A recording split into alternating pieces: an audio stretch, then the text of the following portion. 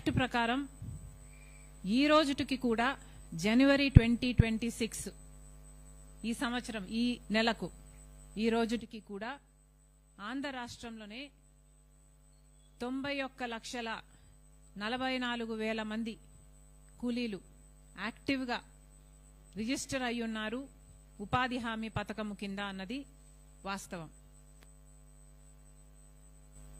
ఈ act Mahatma Gandhi national rural employment guarantee act మన రాష్ట్రంలో ఉపాధి హామీ పథకం అంటాం షార్ట్గా. ఈ పథకానికి శ్రీకారం చుట్టింది ఇదే ఆంధ్ర రాష్ట్రంలో. ఇది యూపీఏ ప్రభుత్వం తెచ్చిన యాక్ట్. రాజశేఖర రెడ్డి గారు ముఖ్యమంత్రిగా ఉండగా మన్మోహన్ సింగ్ గారు, సోనియా గాంధీ గారు మన రాష్ట్రానికి ఆంధ్ర రాష్ట్రానికి వచ్చి సింగనమల కాన్స్టిట్యుయెన్సీలో బండ్లపల్లి అనే గ్రామంలో దీనికి శ్రీకారం చుట్టడం జరిగింది. ఇది లాంచ్ చేసింది మన ఆంధ్రప్రదేశ్లో. ఎంతో వైభవంగా లాంచ్ అయిన ఈ యాక్టు ఆంధ్ర రాష్ట్రంలో ఒక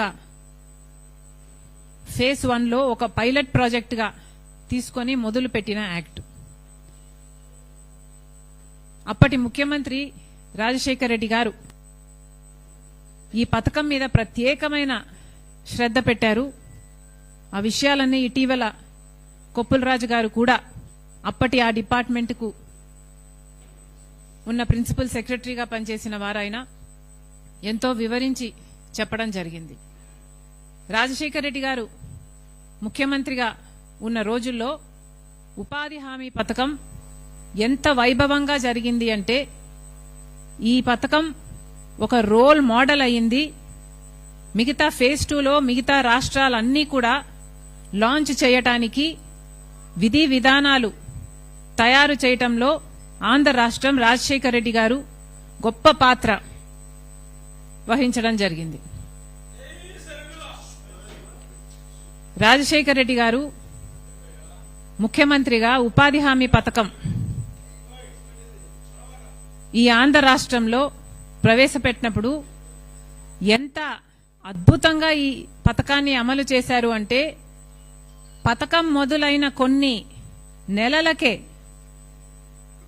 ఉపాధి హామీ కూలీలు మాకు మధ్యవర్తులు వద్దు, మాకు వేతనాలు ఇవ్వడం మా చేతికి నేరుగా ఇవ్వండి, మధ్యలో చేతులు మారుతుంటే కమిషన్లకు కట్ అవుతున్నాయి అని కూలీలు వాళ్ళ బాధ వ్యక్తం చేస్తే రాజశేఖర రెడ్డి గారు ముఖ్యమంత్రిగా ఒకేసారి 60 లక్షల బ్యాంక్ అకౌంట్లు ఓపెన్ చేయించి వారికి వేతనాలు ఆ కూలీలకు ఆ రోజుల్లో 60 లక్షల మంది డైరెక్ట్ గా వాళ్ళకే వాళ్ళ అకౌంట్లకే పడేటట్టుగా చేసింది రాజశేఖర రెడ్డి గారు.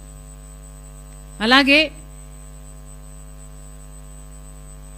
ఆ రోజుల్లో ఉపాధి హామీ కూలీలకి 365 రోజులు ఏ రోజైనా సరే పని కల్పించే ఈ పథకంలో సీజన్ అగ్రికల్చర్ సీజన్లో ఉన్న ఆ 60 రోజులు 90 రోజులు మినహాయింపు కలిగించాలని చాలా ఒత్తిడి వచ్చింది. పెద్ద పెద్ద నాయకులు కూడా ఈ 60 రోజులు బయటికి పంపిస్తే సరిపోతుంది కదా, తర్వాత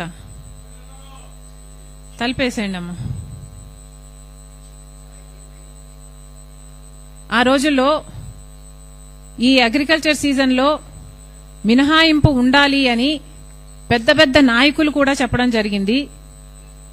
అంతేకాదు ఇలా మినహాయింపు లేకపోతే కూలీలకు ఇచ్చే కూలీ డబ్బులు మేము ఎక్కువ ఇవ్వాల్సి వస్తుంది అని వాళ్ళు అడిగితే రాజశేఖర రెడ్డి గారు అన్నారు మాట, లేదు కూలీలకి ఇంకొక ఆప్షన్ ఉంది అంటే కూలీలకి బార్గెనింగ్ పవర్ ఉన్నట్టు, ఉపాధి హామీ పథకం ఉపాధి హామీ పనులు ఉన్నాయి అంటే కూలీలకు ఒక భరోసా ఉంటుంది, మాకు ఈ పని కాకపోతే ఆ పని చేసుకోవచ్చు అన్న భరోసా ఉంటుంది. అంటే వ్యవసాయదారులు అందరూ లేదు మాకు కూలీ డబ్బులు ఎక్కువ అవుతాయి అప్పుడు, ఎందుకంటే మేము మ్యాచ్ చేయాల్సి వస్తుంది ఉపాధి హామీ వేజెస్ తో అని అంటే రాజశేఖర రెడ్డి గారు ససేమిరా వీల్లేదన్నారు. దాంతో వ్యవసాయదారులు చాలా మంది అలిగి ఒక సీజన్ బాయ్కాట్ కూడా చేశారు. చేసినా రాజశేఖర రెడ్డి గారు లొంగలేదు. ఎట్లయినా సరే బార్గెనింగ్ పవర్ కూలీల చేతుల్లో ఉండాల్సిందే అని 60 రోజులు అగ్రికల్చర్ సీజన్లో మినహాయింపు ఇవ్వలేదు రాజశేఖర రెడ్డి గారు. అదే ఒక విధి విధానంగా మారింది మన్రేగా యాక్ట్ ఉపాధి హామీ స్కీమ్లో. అలాగే రాజశేఖర రెడ్డి గారు మన్రేగా స్కీమును అమలుపరిచినప్పుడు, ఉపాధి హామీ స్కీమును అమలుపరిచినప్పుడు సోషల్ ఆడిట్ అంటే ఈ స్కీము బాగా జరుగుతుందా లేదా అన్నది, ఫీల్డ్ ఆఫీసర్లు సరిగా చేస్తున్నారా లేదా అన్న విషయం బయట ఎవరో వచ్చి ఆడిట్ చేయటం కాదు, కార్మికులే అంటే కూలీలే, ఏ గ్రామానికి సంబంధించిన కూలీలే ఆడిట్ చేసుకోగలగాలి. ఏ పనులు ఎంతమంది చేస్తున్నాం, ఎన్ని డబ్బులు వచ్చాయి, ఎవరెవరికి ఇస్తున్నారు అన్న విషయాలు ఆడిటింగ్ కూడా కూలీలే చేసుకోగలగాలి అని సోషల్ ఆడిటింగ్ కూడా ప్రవేశపెట్టింది రాజశేఖర రెడ్డి గారు. ఇలా ఎన్నో విషయాలలో మన్రేగా యాక్ట్కి విధి విధానాలు రూపొందించడంలో ఆంధ్ర రాష్ట్రం ఒక రోల్ మోడల్గా నిలిస్తే, ఆ తర్వాత ఫేజ్ 2లో ఈ national rural employment guarantee act ప్రకారం ప్రవేశపెట్టిన ఈ పథకాన్ని దేశమంతా లాంచ్ చేసినప్పుడు ఆంధ్ర రాష్ట్రం విధించిన లేక ఏర్పరిచిన విధి విధానాలతోనే అమలుపరచడం జరిగింది. అది కూడా 20 ఏళ్లగా. 20 సంవత్సరాలైంది ఉపాధి హామీ పథకం ప్రారంభమై. 20 ఏళ్లగా కూలీలందరికీ ఆత్మవిశ్వాసం ఉండేది, ఆత్మగౌరవం ఉండేది. ఎంతోమంది ఉపాధి హామీలో పాల్గొన్నారు. మన దేశంలో అయితే కోట్ల మంది ఉన్నారు. ఇంతమంది వాళ్ళ జీవితాలను మెరుగుపరుచుకోగలిగారు, వాళ్ళ బిడ్డలను చదివించుకోగలిగారు, వాళ్ళకి బయింగ్ పవర్ పెరిగింది, విలేజెస్లో ఎకనామిక్ యాక్టివిటీ పెరిగింది. ఇలా ఎన్నో విధాలుగా ఉపాధి హామీ పేద ప్రజలకు, పేద కూలీలకు ఒక ఆసరాగా నిలబడింది. కానీ బీజేపీ ప్రభుత్వం పుట్టిందే సర్వనాశనం చేయటానికి, కాబట్టి ఈ పథకాన్ని కూడా నాశనం చేయటానికి పూనుకున్నారు. ఇంత బ్రహ్మాండమైన పథకం, దేశ విదేశాల నుంచి వచ్చి రీసెర్చ్లు చేసిన పథకం, దేశ విదేశాలు ప్రపంచంలోనే ఇది అద్భుతమైన పథకంగా పేరు తెచ్చుకున్న ఈ పథకాన్ని కూడా నిర్వీర్యం చేయటానికి ఈరోజు బీజేపీ పార్టీ పూనుకుంది. అందుకే ఈ పథకానికి ఆల్టర్నేటివ్ గా విబి గ్రామ్జీ అని ఇంకో పథకాన్ని ప్రవేశపెడుతున్నాము అని కేంద్రం మొన్న ప్రకటించి ఒక యాక్ట్ని తీసుకురావడం జరిగింది. మొట్టమొదటిగానే రావడంతోనే మహాత్మా గాంధీ పేరుని ఈ యాక్ట్లో నుంచి తొలగించడం జరిగింది. మహాత్మా గాంధీ గారు ఎవరండి? మహాత్మా గాంధీ గారు మన రాష్ట్రానికి, మన దేశానికి స్వాతంత్రం తెచ్చిన వాళ్ళు. గ్రామ స్వరాజ్యం ఉంటేనే దేశం బాగుపడుతుంది అని చెప్పిన వాళ్ళు. డీసెంట్రలైజేషన్ ఆఫ్ పవర్ ని అడ్వకేట్ చేసిన వాళ్ళు. కాబట్టే ఈ రోజుటికి కూడా మన గ్రామాలలో అంతో ఇంతో పవర్ మిగులుంది. కానీ మహాత్మా గాంధీ గురించి వీళ్లకు తెలియక కాదు, కానీ మహాత్మా గాంధీ అంటే వీళ్ళకి ద్వేషం కాబట్టి ఈరోజు మహాత్మా గాంధీ గారి పేరు తీయడం జరిగేది. మహాత్మా గాంధీ గారిని ఆర్ఎస్ఎస్ సభ్యుడు గాడ్సే కూనీ చేస్తే ఈరోజు మహాత్మా గాంధీ పేరు పెట్టుకున్న ఈ పథకాన్ని కూనీ చేయటానికి పూనుకున్నాడు మోడీ గారు. మరి వీళ్ళని ఏమనాలి? ఈరోజు మహాత్మా గాంధీ గారి ఆశయాలను కూడా కూనీ చేయటానికి వీళ్ళు సాహసం చేస్తున్నారు అంటే వీళ్ళలో ఎంత పొగురుందనుకోవాలి. MNREGA, Mahatma Gandhi national rural employment guarantee యాక్ట్కు వీళ్లు తెచ్చిన ఇప్పుడు విబి గ్రామ్ యాక్ట్కు చాలా తేడా ఉంది. నక్కకు నాగలోకానికి ఉన్నంత తేడా ఉంది. కొన్ని తేడాలు నా భాషలో వివరించడానికి ప్రయత్నిస్తాం. మొదటి తేడా, మన్రేగా అన్నది డిమాండ్ ఆధారంగా పనిచేసింది. అంటే ఏ గ్రామస్తుడైనా వాళ్ళ గ్రామ పంచాయతీకి వెళ్లి 15 రోజుల్లోగా పని కావాలి అని హక్కుగా అడగొచ్చు. 15 రోజుల్లో ఆ కుటుంబానికో లేకపోతే ఆ కూలీకో పని కల్పించాల్సిన బాధ్యత యంత్రాంగానికి ఉంది. అంటే మొట్టమొదటిగా డిమాండ్ బేస్డ్ హక్కుగా గ్యారంటీగా ఉంది మన్రేగాలో. కానీ ఇప్పుడు మోడీ గారి విబి గ్రామ్ ప్రకారము ఇది డిమాండ్ బేస్డ్ గా ఉండబోదు, ఇది నోటిఫైడ్ పద్ధతిలో పని ఇవ్వటం జరుగుతుంది. అంటే ఏ గ్రామంలో ఈ పథకం అమలు కావాలి అన్నది కేంద్ర ప్రభుత్వం నిర్ణయిస్తుంది. అంటే ఏ జిల్లాలో అయినా, ఏ రాష్ట్రంలో అయినా, ఏ గ్రామంలో అయినా అసలు ఈ పథకం ఉండాలా ఉండొద్దా అన్నది ఇక ఇప్పుడు యూనివర్సల్ కానే కాదు, ఇది ప్రతి కార్మికుని హక్కు కానే కాదు. ఇది కేవలం కేంద్ర ప్రభుత్వం ఎక్కడ నోటిఫై చేసి ఈ పని జరగాలి అని అంటే అక్కడ మాత్రమే అమలు చేస్తారట. అంటే చాక్లెట్ ఇచ్చినట్టు ఒక బిడ్డకు ఇస్తాము, ఇంకొకరికి ఇవ్వము అన్నట్టుగా వాళ్ళకు నచ్చిన వాళ్ళకి ఇస్తారు, వాళ్లకు నచ్చని వాళ్లకు ఇవ్వరు. ఒకవేళ ఇచ్చినా కూడా ఎప్పుడు కావాలంటే అప్పుడు వాళ్ళు మళ్లీ దాన్ని డీనోటిఫై చేయొచ్చు. అంటే ఏ గ్రామంలో ఏ జిల్లాకైనా ఈ పథకం ఇక వర్తింప చేయబోము అన్న విషయాన్ని కేవలం ఒక పేపర్ ముక్క, ఒక నోటిఫికేషన్ ఇచ్చి ఆ పథకాన్ని అక్కడ వర్తింప చేయకుండా చేయొచ్చు. అంటే ఇక ఇప్పుడు ఇది హక్కు కాదు. ఎవరే గాని 15 రోజుల్లో మాకు పని కల్పించాలి అన్న హక్కుని లాగేసుకుంటున్నారు. ఇక కూలీలంతా పని లేక మాకు పని కావాలి అనుకున్నప్పుడల్లా ఎవరు ఏ పని ఇస్తే ఆ పని చేసుకోవాలి, ఎవరు ఎంత కూలీ ఇస్తే ఆ కూలీ తీసుకోవాలి. మినిమం వేజ్ అంటూ ఉండదు, వారికి పని చేసుకునే హక్కు అంటూ ఇక ఉండబోదు. రెండో తేడా, సంవత్సరానికి 100 రోజులు మన్రేగాలో పని కల్పించాల్సింది. ఇది హక్కుగా ప్రతి కూలీకి హక్కుగా 100 రోజులు పాటు పని కల్పించాలి అన్నది యాక్ట్ చెప్తుంది మన్రేగాలో. కానీ ఇప్పుడు వీళ్ళు చేస్తున్న ఈ కొత్త యాక్టులో 125 రోజులు ఇస్తాం మేము పని అంటున్నారు. కానీ ఇక్కడ 125 రోజులు ఇస్తాము అని వీళ్ళు చేస్తున్నది ఒక మాయ. ఎందుకంటున్నాము అంటే ఇప్పుడు మన్రేగా పథకంలో 100 రోజులు అని యాక్ట్ చెప్తున్నా కూడా గత సంవత్సరంలో ఆంధ్ర రాష్ట్రంలోనే తీసుకుంటే కేవలం 52 రోజులు మాత్రమే యావరేజ్ మీద పని కల్పించడం జరిగింది ఏ కూలీకైనా.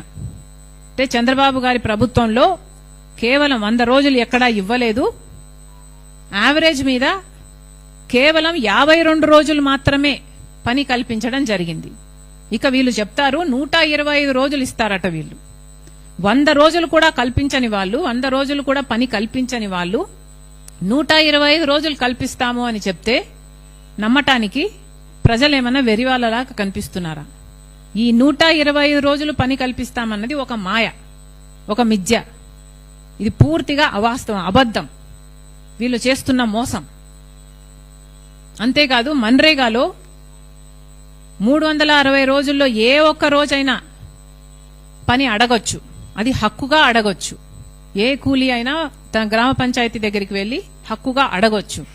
కానీ ఇప్పుడు ఈ కొత్త పథకంలో 60 రోజుల పాటు అగ్రికల్చర్ సీజన్లో 60 రోజుల పాటు పని కల్పించబోరు. అంటే 60 రోజుల పాటు పని ఉండదు. అంటే మళ్లీ కూలీలు వ్యవసాయదారుల చేతి కింద వాళ్ళిచ్చిన కూలీకే పని చేయాలి.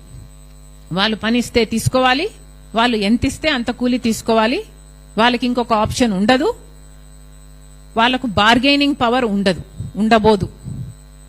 ఇంకొక ఆప్షన్ ఉంది అంటే ఈ కూలీ నాకు వస్తాడా రాడా అన్న భయం వ్యవసాయదానికి ఉంటే కనీసం అక్కడ మ్యాచ్ చేసైనా కూలీ ఇచ్చే అవకాశం ఉంది. కానీ అక్కడ పనే లేదనుకుంటే ఇక బార్గెనింగ్ పవరే లేదనుకుంటే ఇక కూలీ కేవలం ఆ వ్యవసాయదారుని కృప కింద బ్రతకాల్సిందే. ఇది ఈ కొత్త యాక్ట్ తెస్తున్న విధానం. డిఫరెన్స్ నంబర్ 3, ఇంతకుముందు మన్రేగా యాక్టులో గ్రామ పంచాయత్ గ్రామ సభల ద్వారా గ్రామస్తులను సంప్రదించి ఆ గ్రామంలో ఏం పనులు చేయాలి అన్నది, ఉపాధి హామీ కింద ఏ పనులు చేయాలి అన్నది ఆ గ్రామంలోనే గ్రామ సభల ద్వారా పంచాయతీ నిర్ణయించేది. అంటే ఆ గ్రామంలో రోడ్లు కావాలా, వాళ్లకు బావులు కావాలా, లేక పుడికలు తీయాలా, లేక ఇంకేదైనా తవ్వుకోవాలా, లేకపోతే ఏదైనా చేసుకోవాలా అన్నది ఆ గ్రామానికి సంబంధించిన వాళ్ళు డిసైడ్ చేసేవాళ్ళు. అంటే ఇది కేవలం గ్రామం డెవలప్ చేసుకోవడానికి, రూరల్ డెవలప్మెంట్ కోసం, విలేజ్ డెవలప్మెంట్ కోసం ఈ పథకం ఇంతకుముందు ఇప్పటి వరకు వర్తింపజేసేవాళ్ళు. మన్రేగా పథకం రూరల్ డెవలప్మెంట్ కోసం, రూరల్ ఎంప్లాయ్మెంట్ క్రియేట్ చేసే పథకం. కానీ ఇప్పుడు మోడీ గారి కొత్త విబి గ్రామ్ పథకం ప్రకారం అయితే ఇక గ్రామ పంచాయతీలు డిసైడ్ చెయ్యవు. ఉపాధి హామీ పనులు డిసైడ్ చేసేది ఎవరు అంటే కేంద్రం. కేంద్రము ఏ పనులు వీళ్ళు చెయ్యాలి అన్నది కేంద్రం చెప్తుంది. అంటే కాంట్రాక్టర్లు, కేంద్రం కాంట్రాక్టర్లు చేసే ప్రాజెక్టులకు పనులిస్తే ఇక కాంట్రాక్టర్లు ఈ ఉపాధి హామీ కూలీలకు వేతనాలు ఇస్తారన్నమాట. అంటే ఈవెన్చువలీ ఆ కాంట్రాక్టర్ చేసే ప్రాజెక్టులకు కూలీలను సప్లై చేసే వ్యవస్థగా ఇది మారిపోతుంది. ఇందులో ఎవరి మేలుంది? కార్పొరేట్ల మేలుందా, ప్రాజెక్టులు చేసే వాళ్ళ మేలుందా, లేక గ్రామస్తుల మేలుందా? గ్రామ స్వరాజ్యం అంటే ఏమిటి? డీసెంట్రలైజేషన్ ఆఫ్ పవర్ అంటే ఏమిటి? వీటికి ఏమైనా అర్థం ఉందా? వీళ్ళకేమైనా ప్రజల పట్ల ప్రేముందా? కూలీల పట్ల, వాళ్ళ జీవితాల పట్ల ఏమైనా చిత్తశుద్ధి ఉందా? వాళ్ళ జీవితాల్లో ఇది ఆడుకోవడం కాదా? పాయింట్ నంబర్ 4, మన్రేగా పథకం కింద 60% ఇప్పుడు కేంద్రం పెట్టుకుంటుందంట, 40% రాష్ట్రాల మీద ఆర్థిక భారం పడబోతుందట. మన్రేగా పథకం కింద 100% కేంద్రమే పెట్టుకునేది. 100% ఖర్చు మొత్తం కేంద్రమే పెట్టుకునేది. ఏదైనా మిషనరీ కాస్ట్ ఉంటే కూడా 75% కేంద్రమే పెట్టుకునేది. కానీ ఇప్పుడు వీళ్ళు తెచ్చిన విబి గ్రామ్ పథకం ప్రకారం అయితే 60% ఆఫ్ ద టోటల్ కాస్ట్ కేంద్రం ఇస్తుందట, 40% రాష్ట్ర ప్రభుత్వాలే భరించాలట. అంటే రాష్ట్ర ప్రభుత్వాల మీద పడుతున్న భారం ఎంతో గమనించండి. ఇక్కడ ఇది కేవలం రాష్ట్రాలను చిన్న చేస్తే, లేకపోతే రాష్ట్రాల మీద ఈ భారం వేస్తే, రాష్ట్రాలను డిస్కరేజ్ చేస్తే అప్పుడు రాష్ట్రాలు పెట్టుకోవాల్సిన 40% రాష్ట్రాలు పెట్టుకోవు. కాబట్టి వాళ్ళు 60% పెట్టుకోవాల్సిన అవసరం ఉండదు. సో బేసిక్ గా ఈ పథకానికి ఇప్పటి వరకు సంవత్సరానికి 86,000 కోట్లు ఖర్చు చేస్తే అది మొత్తం మన్రేగాలో కేంద్ర ప్రభుత్వమే పెట్టుకునేది. కానీ ఇప్పుడు 60% మాత్రమే కేంద్ర ప్రభుత్వం పెట్టుకుంటుందట, 40% ఈ భారం రాష్ట్రాల మీద పడుతుందట. అంటే ఫర్ ఎగ్జాంపుల్ ఒక 500 రూపాయలు ఆంధ్ర రాష్ట్రం మీద మన్రేగాలో ఇది వరకు ఖర్చు పడితే, ఇప్పుడు విబి గ్రామ్ యాక్ట్ ప్రకారం ఉపాధి హామీ పథకం నడిపితే 5,000 కోట్ల ఖర్చు పడుతుంది. పెట్టుకుంటారా చంద్రబాబు గారు? పెట్టుకోగలరా ఆంధ్ర రాష్ట్రం? ఇది పెట్టుకోలేదు కాబట్టే చంద్రబాబు గారు ఇప్పటికే కేంద్రం దగ్గర ఉపాధి హామీ పథకం కోసం మాకు అదనంగా డబ్బులు ఇవ్వండి అని అడగడం మొదలు పెట్టారు. అయ్యా చంద్రబాబు గారు, విబి గ్రామ్ పథకానికి మీరు ఈ బిల్లుకు మీరు మద్దతు ఇవ్వడం ఎందుకు? మళ్ళీ 40% భారం రాష్ట్రం మీద పడింది అని మళ్ళీ డబ్బులు అడుక్కోవడం ఎందుకు? ఇది చాలా అన్యాయం. రాష్ట్ర బడ్జెట్, రాష్ట్ర ప్రజలు, స్టేట్ ట్రెజరీ, ఇది ఆంధ్ర రాష్ట్ర ప్రజల హక్కు, ప్రజల సొమ్ము. అలాంటిది ఇప్పుడు 40% భారం రాష్ట్రం మీద పడబోతుంది అంటే, రాష్ట్ర ప్రజల మీద పడబోతుంది అంటే చంద్రబాబు గారు ఇది అనుమతించడం కూడా చాలా పెద్ద పాపం. This is not right. ఇంకొక తేడా ఏమిటంటే, మన్రేగా పథకం కింద హ్యూమన్ షిఫ్ట్, వర్క్ షిఫ్ట్ 7-8 గంటలో ఉండేది. కానీ ఇప్పుడు విబి గ్రామ్, మోడీ గారు విబి గ్రామ్ కొత్త యాక్ట్ ప్రకారం అయితే 12 గంటల పాటు మండుటి ఎండలో పని చేస్తేనే కూలీలు ఇస్తారట. ఇంకా చాలా తేడాలున్నాయి. సోషల్ ఆడిట్ ఉండదు, కాంట్రాక్టర్లను ఎవరు ఆడిట్ చేసే వాళ్ళు ఉండరు, కనీసం గ్రామస్తులైతే ఆడిట్ చేసుకునే వీలుండదు. అలాగే మినిమం వేజ్ గ్యారంటీ ఉండదు. అసలు వేజ్ ఎంత ఇస్తున్నారు,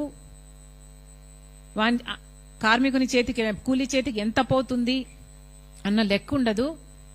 సో ఇవేవి ఉండకుండా, అకౌంటబిలిటీనే లేకుండా కేవలం కార్పొరేట్లకు మేలు చేసేటట్టుగా, కాంట్రాక్టర్లకు మేలు చేసేటట్టుగా ఈ పథకాన్ని తయారు చేస్తున్నారు.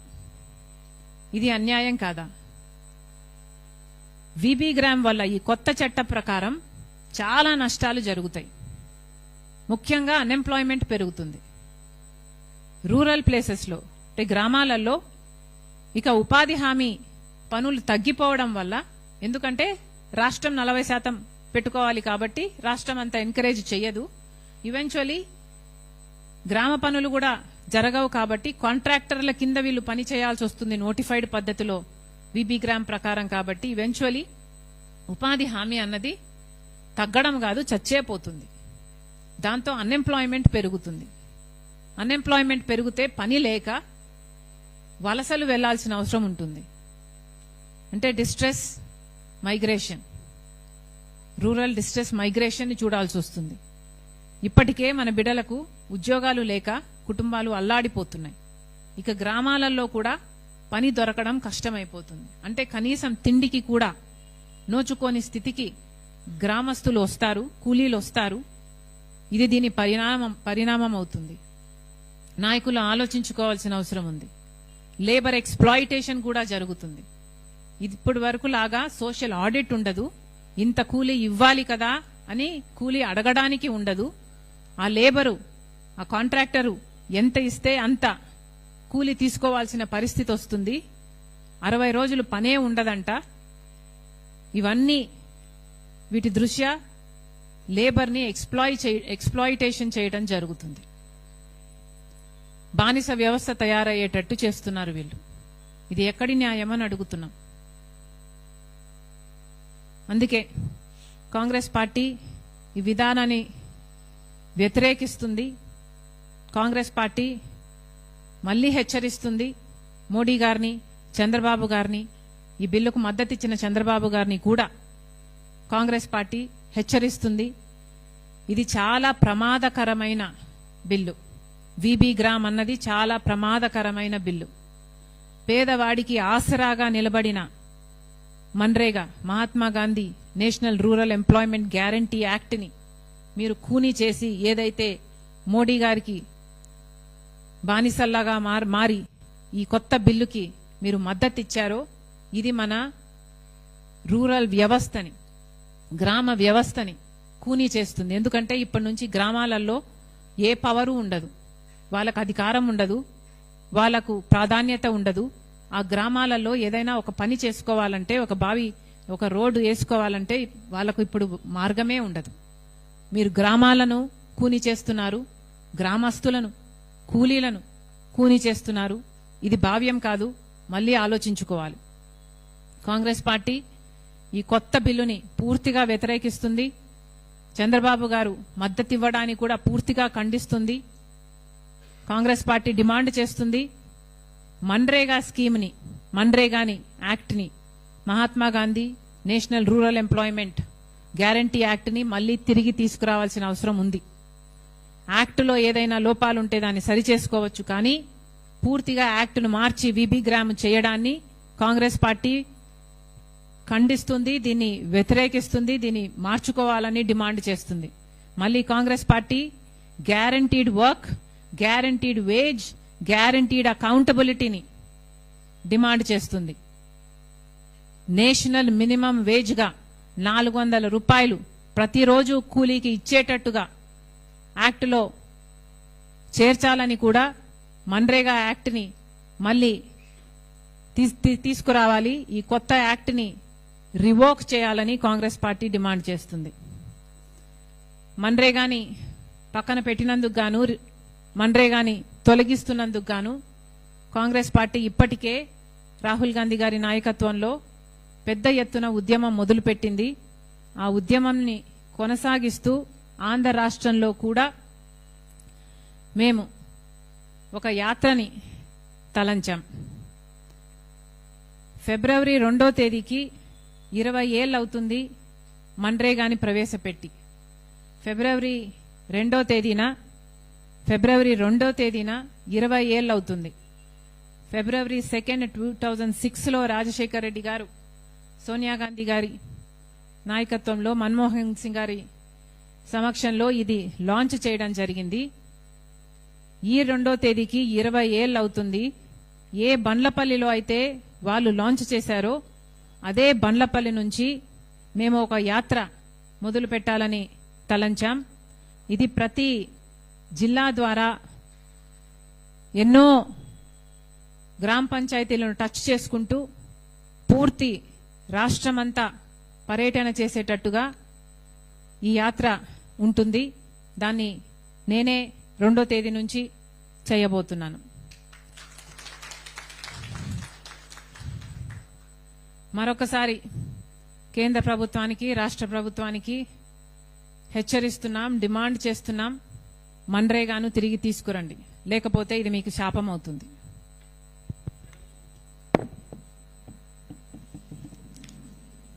ఈ యాత్రకు సంబంధించి ఒక పోస్టర్ ని లాంచ్ చేస్తున్నాం.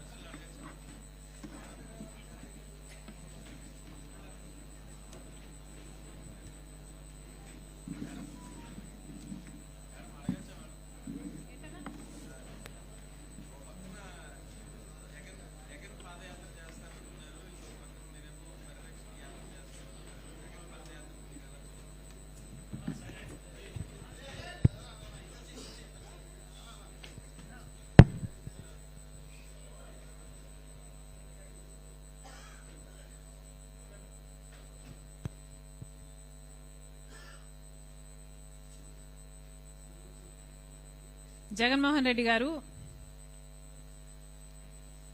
పాదయాత్ర చేస్తానని చెప్పినట్టున్నారు. ఎందుకండి పాదయాత్ర? అధికారం కోసమే కదా, అధికారం కోసమే కదా ఈ పాటలన్నీ. పోనీ అధికారం ఇస్తే ఏం చేశారు? కనీసం రాజశేఖర రెడ్డి గారి జలయజ్ఞమైన పూర్తి చేయగలిగారా? అధికారంలోకి వచ్చిన 6 నెలల్లో రాజశేఖర రెడ్డి గారు మొదలుపెట్టిన అన్ని ప్రాజెక్టులు జలయజ్ఞంలో నవరత్నాలలో కూడా చేర్చారు. పూర్తి చేస్తామని చెప్పిన జగన్మోహన్ రెడ్డి గారు అధికారం వచ్చిన తర్వాత ఎందుకు పూర్తి చేయలేదు? పూర్తి మద్యపాన నిషేధం అని చెప్పిన జగన్మోహన్ రెడ్డి గారు మరి కల్తీ మద్యంతో ఓన్లీ క్యాష్ పద్ధతుల్లో మద్యం మాఫియా చేయలేదా? అధికారం ఇస్తే ఏం చేశారు?